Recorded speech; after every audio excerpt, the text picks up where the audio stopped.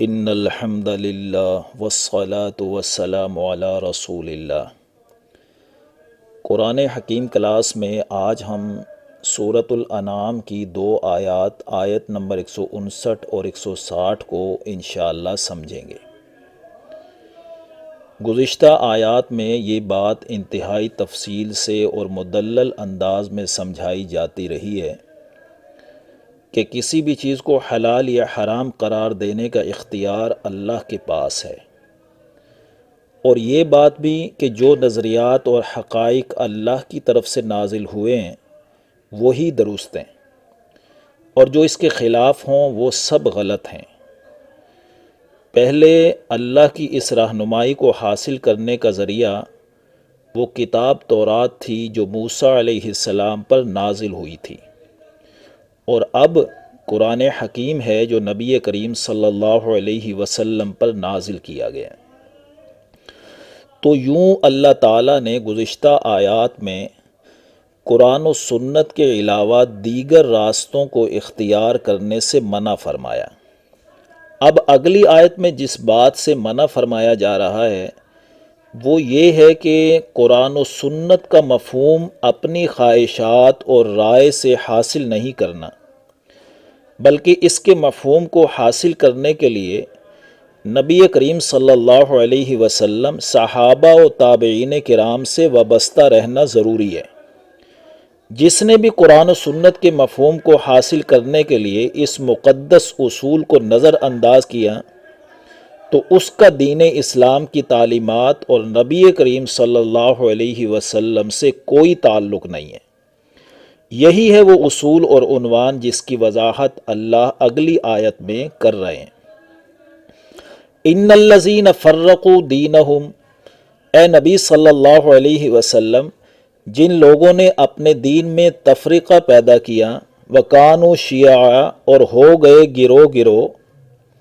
ظاہر ہے جب ان لوگوں سے رہنمائی حاصل نہیں کریں گے جنہوں نے براہ راست نبی کریم صلی اللہ علیہ وسلم سے قرآن و سنت کے متن کا فہم حاصل کیا تھا، تو مختلف گروہوں میں تو تقسیم ہوں گے۔ جیسے آج کل یہ کام جاوید احمد غامدی اور انجینئر محمد علی مرزا جیسے لوگ کر رہے ہیں۔ یہ قرآن و سنت کے مفہوم کو حاصل کرنے کے لیے اللہ کے اس مقدس قانون کو نظر انداز کر رہے ہیں۔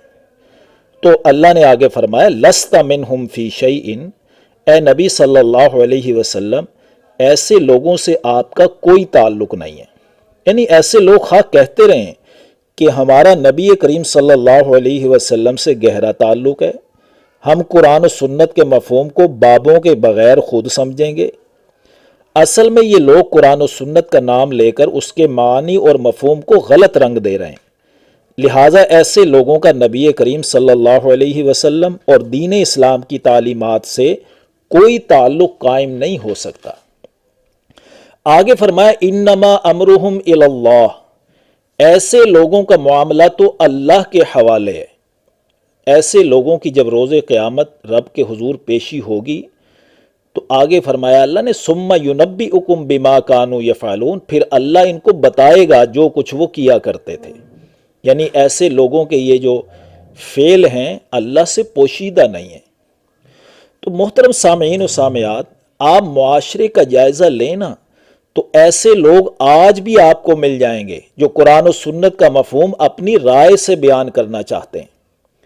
اپنے گزشتہ بیان جمعہ میں نے اس پر تفصیلی گفتگو بھی کی تھی، جس میں نے سامعین کو ماہنامہ اشراق کی طرف توجہ دلوائی جو جاوید احمد غامدی کی زیر سرپرستی شائع ہوتا ہے، جس میں عرفان شہزاد نامی شخص کا ایک مضمون شائع ہوا تھا جس کا عنوان تھا حفظ قرآن کی رسم پر نظر ثانی کی ضرورت۔ اس مضمون میں موصوف نے تلاوت قرآن اور حفظ قرآن کو رسم اور بدعت ثابت کرنے کی ناکام کوشش کی ہے، اور اس پر حاصل ہونے والے اجر و ثواب کو بھی بدعت قرار دیا۔ اور اس سے بھی زیادہ جرت کا مظاہرہ کرتے ہوئے اس نے کہا کہ حفظ قرآن کے جو مسابقات کمپٹیشنز کو اس نے شعبدہ بازی جیسے الفاظ سے تعبیر کیا۔ پھر موصوف شعبدہ بازی کی مزید وضاحت کرتے ہوئے لکھتا ہے کہ حفظ قرآن کے بین الاقوامی مقابلوں میں داد تحسین وصول کرنے کے لیے حفظ قرآن کے ساتھ صفحہ نمبر اور آیت نمبر بھی یاد کروائی جاتی ہے، جو شعبدہ بازی ہے۔ میں موصوف کی دانش مندی پر سوالیہ نشان لگائے بغیر یہ کہنا چاہتا ہوں کہ جو چیز جدید دور کا شعار ہے اور تحقیق کرنے والوں کے لیے آسانی کا باعث ہے، وہ اس موصوف کے نزدیک شعبدہ بازی ہے، یعنی با حوالہ گفتگو اس کے نزدیک شعبدہ بازی ہے۔ معلوم تو یہی ہوتا ہے کہ یہ لوگ مسلمات دین سے انحراف کی تحریک میں مصروف عمل ہیں، ورنہ خطابت یا تحریر میں حوالہ ریفرنس دینے کے لیے سورت کا نام، آیت نمبر پیش کرنا یہ تو علمی پختگی کی علامت ہے اور تحقیق کرنے والوں کے لیے آسانی کا باعث بن جاتی ہے۔ اور پھر کتب احادیث کی نمبرنگ، ترقیم، یہ تو جدید دور کا شعار بن چکا ہے۔ بہرحال اس عنوان پر کسی موقع پر تفصیلی گفتگو کریں گے انشاءاللہ۔ البتہ اتنا ذہن میں رکھیے کہ قرآن کو سمجھنا اور بغیر سمجھے تلاوت کرنا یہ دونوں متضاد باتیں نہیں ہیں۔ فہم قرآن اور تلاوت قرآن دونوں ہی قرآن کے حقوق میں سے ہیں۔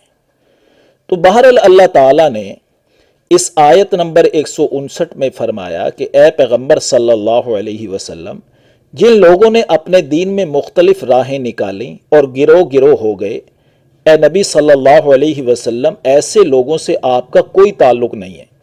ایسے لوگوں کا معاملہ اللہ کے حوالے ہے۔ دن قیامت کی پیشی میں اللہ ان کی تمام حرکات کو ان کے سامنے لائے گا۔ اب اگلی آیت میں جزا و سزا کے اصول کو بیان کیا جا رہا ہے۔ اس آیت کو سمجھنے سے پہلے بھی ذرا چند تمہیدی گفتگو ذرا سماعت فرمائیے۔